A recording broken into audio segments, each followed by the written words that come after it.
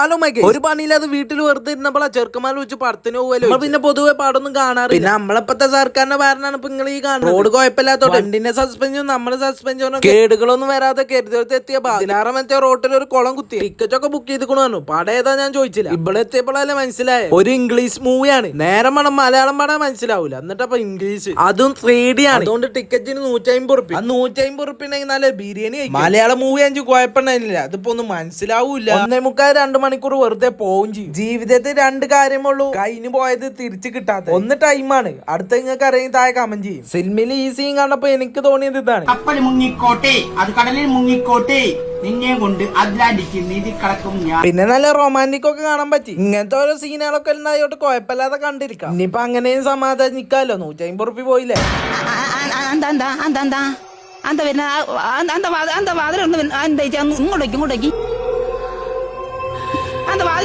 എന്നാ ശരി, അസ്സലാമു അലൈക്കും. വീഡിയോ ഇഷ്ടപ്പെട്ട ഫോളോ ചെയ്തതിനും വീടിന്റെ അഭിപ്രായം താഴെ കമന്റ് ചെയ്തോളും. ബാക്കി പിന്നെ